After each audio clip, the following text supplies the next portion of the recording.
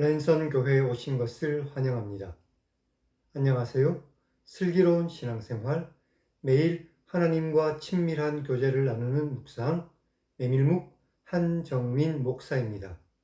11월이 시작되었습니다. 날씨가 이제 완연한 가을로 접어들었죠.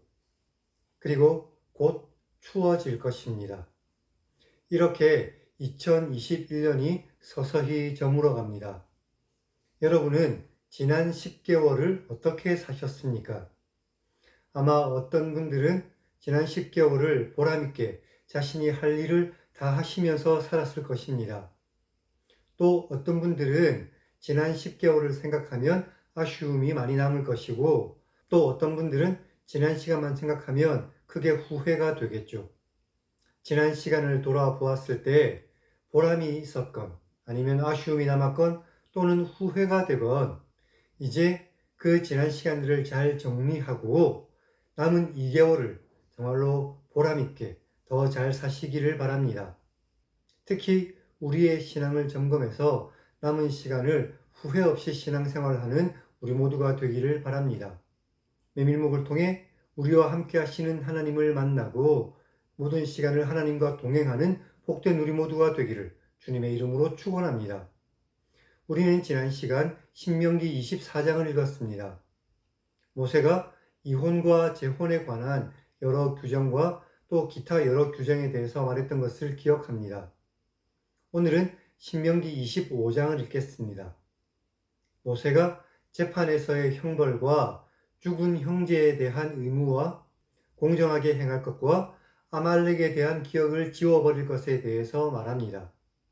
그럼 성경을 읽겠습니다.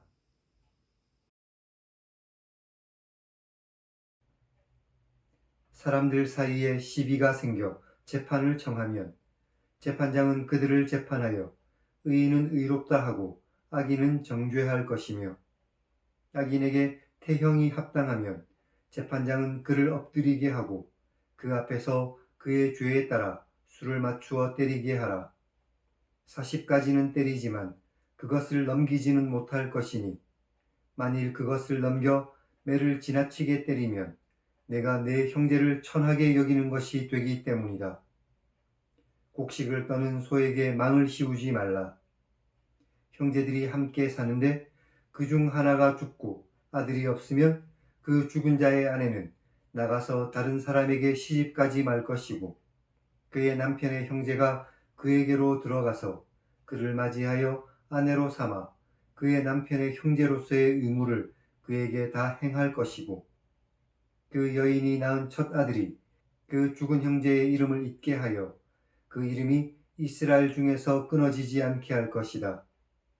그러나 그 사람이 만일 그 형제의 아내를 맞이하는 것을 원하지 않으면 그 형제의 아내는 그 성문으로 장로들에게로 나아가서 말하기를, 내 남편의 형제가 그의 형제의 이름을 이스라엘 중에 잊기를 싫어하여 남편의 형제된 의무를 내게 행하지 않습니다 할 것이고, 그 성읍 장로들은 그를 불러다가 말할 것이며, 그가 이미 정한 뜻대로 말하기를 내가 그 여자를 맞이하는 것을 원하지 않습니다 하면 그의 형제의 아내가 장로들 앞에서 그에게 나아가서 그의 발에서 신을 벗기고 그의 얼굴에 침을 뱉으며 말하기를, 그의 형제의 집을 세우는 것을 즐거워하지 않는 자에게는 이같이 할 것이다 하고, 이스라엘 중에서 그의 이름을 신 벗김 받은 자의 집이라 부를 것이다.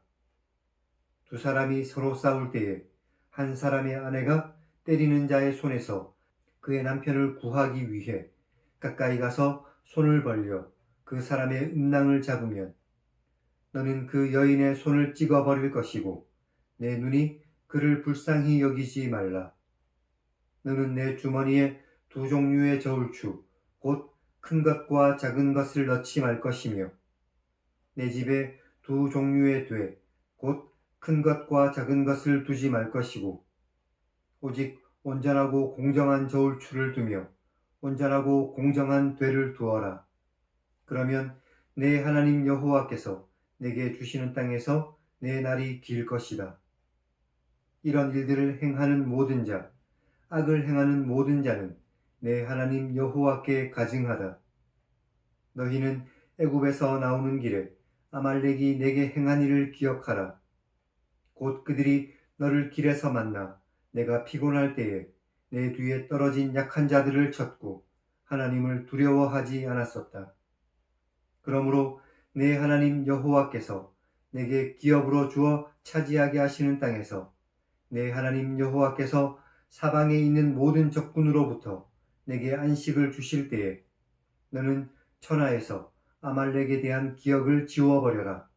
너는 잊지 말라.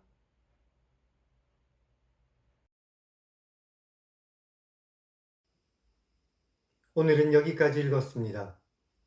재판의 분명한 목적은 의인은 의롭다고 하고 악인은 정죄하는 데 있습니다. 그런데 가끔 세상이 그렇게 하지 않을 때가 있어서 답답한 경우가 있습니다. 태형, 그러니까 매를 때리는 형벌은 비인간적이 되지 않도록 매 대수를 제한하고 있습니다. 사도 바울은 고린도후서 11장 24절에서 40에서 하나 감한 매를 5번이나 맞았다고 말하고 있습니다. 주님의 복음을 위해 살았던 사도 바울이 받았던 고난의 한 예입니다. 곡식을 타작하는 데 쓰는 소의 입을 망으로 씌우지 말라는 것은 곡식을 타작할 때 바닥에 떨어진 곡식을 소가 먹는 것을 금하지 말라는 의미입니다. 디모데전서 5장에서 사도 바울은 이 말씀을 하나님의 사람들이 하나님의 일을 하는데 그 대가를 받는 것은 당연하다는 의미로 사용하고 있습니다. 5절부터는 형이 죽었을 때 그의 동생이 그의 형을 대신해서 형수를 통해 그 형의 대를 잇게 하는 제도에 대해서 말하고 있습니다. 하지만 동생이 그 의무를 다하지 않으려고 하면 그의 신발을 벗기고 그의 얼굴에 형수가 침을 뱉게 합니다. 그리고 그 사람의 집을 신벗김 받은 자의 집이라고 말하죠. 우리가 나중에 읽을 룻기에 이런 기사가 기록되어 있습니다. 11절부터 보면 다른 사람과 다툼 중에서라도 다른 사람의 음낭을 잡는 것은 그 사람의 대를 잇지 못하게 하는 중한 범죄로 여겼습니다.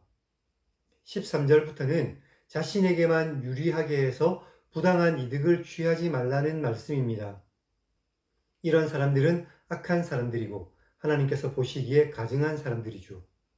17절 이하에서 아말렉에 대한 기억을 지워버리라는 것은 출애굽할 때 아말렉이 이스라엘 백성들의 뒤를 쳤던 악한 행위 때문입니다. 그래서 하나님께서는 아말렉을 천하에서 다 지워버리겠다고 말씀하셨죠. 오늘 말씀을 통해서 우리는 하나님께서 이 세상에서 우리가 어떻게 살아야 할지에 대해서 지속적으로 말씀하신다는 것을 발견할 수 있습니다. 이 말씀을 마음에 새기고 늘 하나님의 뜻대로 살아가시기 바랍니다. 이제 하나님이 1인칭 시점의 성경 읽기를 시청하시기 바랍니다. 이스라엘 백성들에게 지속적인 관심을 가지고 계시는 하나님을 만날 수 있습니다. 지금도 우리를 바라보시고 우리에게서 눈을 돌리지 않으시는 하나님을 굳게 믿고 하나님을 의지하여서 이 세상에서 승리하는 복된 우리 모두가 되기를 주님의 이름으로 간절히 축원합니다. 그럼 다음 시간에 뵙겠습니다.